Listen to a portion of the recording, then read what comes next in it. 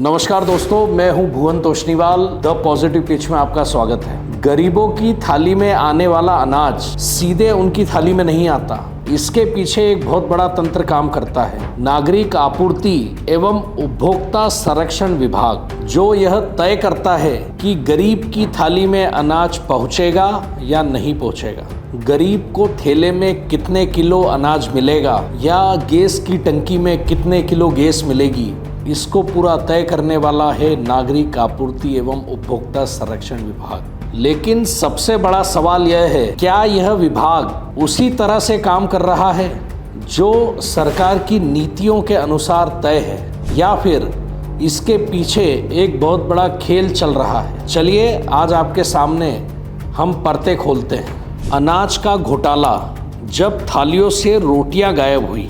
जबलपुर की एक ताज़ा घटना जिसकी जांच ने सबको हिला दिया। पीओएस मशीन और ईपीडीएस पोर्टल से छेड़छाड़ कर 2.2 करोड़ रुपए का राशन गायब कर दिया गया। 3900 क्विंटल गेहूं, 3300 क्विंटल चावल, 38 क्विंटल नमक और 9 क्विंटल शक्कर इसमें शामिल थी। इतना अनाज हजारों परिवारों को महीनों तक खाना खिला सकता था, पर रिकॉर्ड में खेलकर ये सब गायब हो गया। जांच अब शुरू है, लेकिन सवाल यह है कि 11 महीनों तक फाइलें दबी क्यों रही।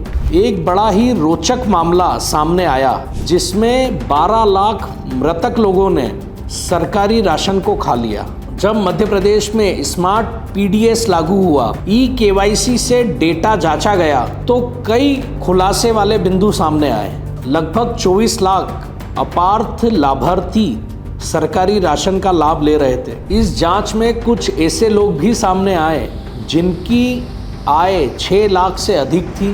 कुछ लोग तो कंपनियों के डायरेक्टर और प्रमोटर तक थे, वो भी सरकारी राशन का लाभ ले रहे थे। मतलब कई वर्षों से गरीब का अनाज सक्षम वर्ग खा रहा था। ये कहा जा सकता है कि सरकार ने इस जांच में बहुत देर कर दी, क्योंकि जब तक गरीब का अनाज सक्षम वर्ग के पेट तक पहुंच चुका था। सवाल यह भी है कि उन 12 लाख लोगों का डेटा सरकारी आंकड़ों में अपडेट कैसे हुआ? क्या अधिकारी सो रहे थे? यह विभाग सिर्फ राशन बांटने वाला विभाग नहीं है, बल्कि यह उपभोक्ता की सुरक्षा की जिम्मेदारी भी लेता है। लेकिन हकीकत कुछ और ही है। रतलाम डीजल कांड, जहां हाल ही में मुख्यमंत्री के काफिलों की कई गाड़ियों में डीजल भरवाने के साथ साथ पानी भी भर गया और गाड़ियां रास्ते में ही बंद हो गई। यह एक बड़ा सवाल पैदा करता है, क्या नागरिक आपूर्ति एवं उपभोक्ता संरक्षण विभाग नियमित सैंपलिंग नहीं कर रहा था? नियमित पेट्रोल पंप की जांच नहीं कर रहा था? क्या मिलावट का उन्हें अंदाजा नहीं था? उक्त घटनाएं यह बताती हैं कि सैंपल प्रक्रिया कितनी सतही है। उक्त मामले में एफआईआर भी हुई, पेट्रोल पंप भी सील हुआ, मगर इस घटना ने प्रशासन की पोल खोल के रख दी। एलपीजी सिलेंडर घोटाला, घरेलू सिलेंडर से गैस निकालकर कमर्शियल सिलेंडरों में भराई की जा रही है। घर घर जाने वाले सिलेंडर अंडरवेट निकल रहे हैं। लोग घर में तोल भी नहीं सकते और मजबूरी में बगैर तोले, बगैर जांचे आधा गैस वाला सिलेंडर लेने को मजबूर है। मध्य प्रदेश में लगभग 5 करोड़ का धान खरीदी घोटाला भी सामने आया, जिसमें बीजेपी के विधायक अजय विश्नोई ने जबलपुर में 22,500 क्विंटल से ज्यादा धान खरीदी केंद्रों से गायब होने का आरोप लगाया। अजय विश्नोई ने पुनः आरोप लगाया कि उक्त मामले में ईओडब्ल्यू ने पूरी निष्पक्षता से कार्रवाई नहीं की।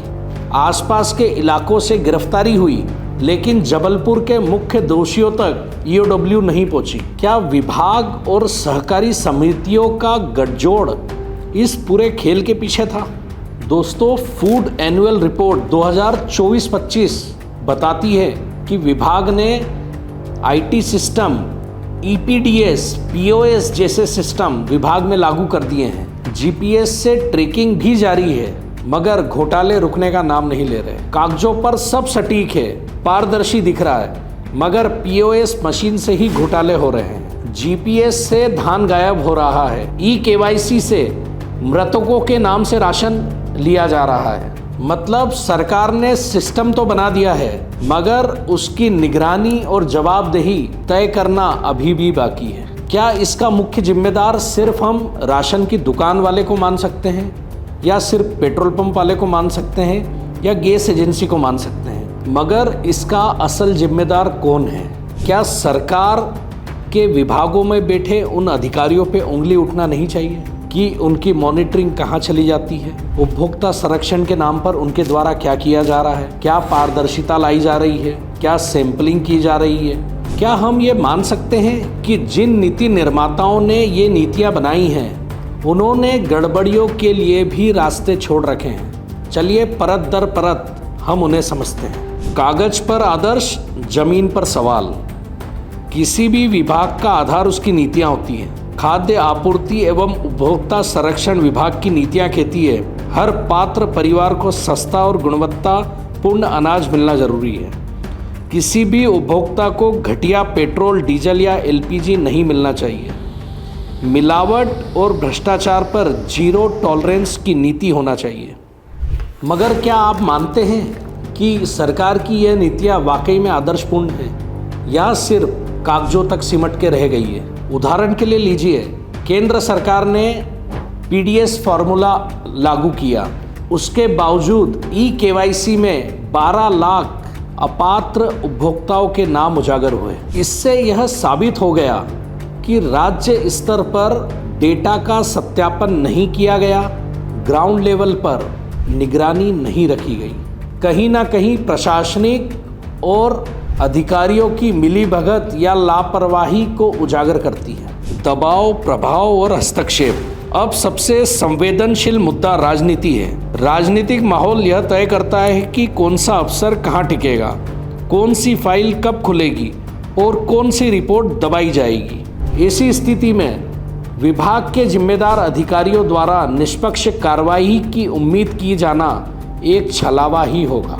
यही कारण है कि सिस्टमेटिक सुधार की जगह छोटे अधिकारी पर कार्रवाई, निलंबन जैसी सजाएं उन्हें देकर मामले को रफा दफा कर दिया जाता है। जब नीति सिर्फ कागजों पर, प्रशासन लापरवाह और राजनीति दबावग्रस्त हो, तो नतीजा वही होता है जो हमने देखा है।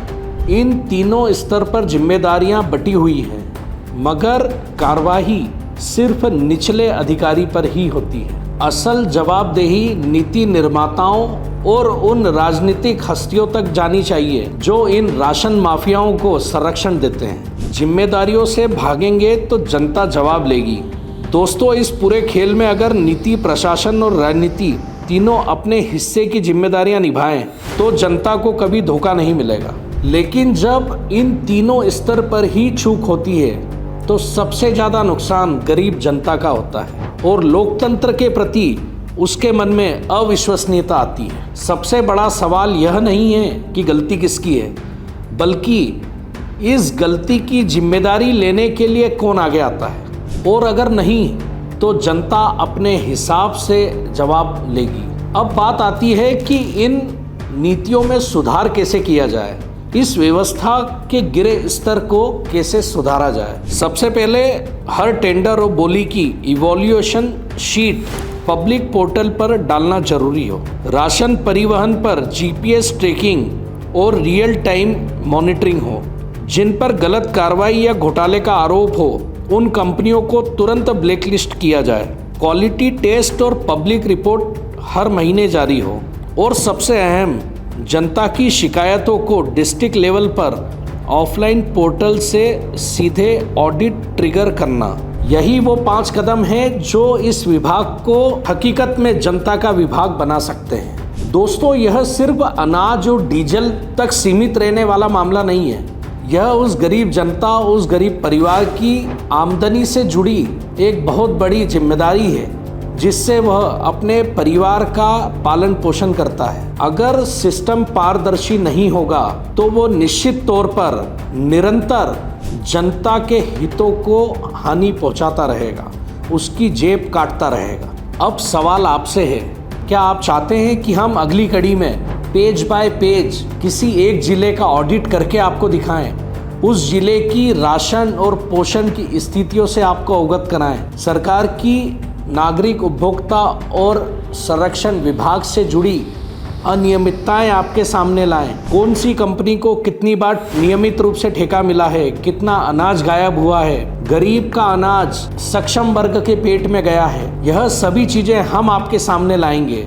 आप हमें कमेंट कर बताइए, या कुछ ऐसी सूचनाएं हों जो आप हम तक पहुंचाना चाहते हैं, जिसमें हम आपका नाम गोपनीय रखेंगे, क्योंकि जब सिस्टम साफ होगा तभी गरीब का हक उसकी जेब तक पहुंचेगा। धन्यवाद।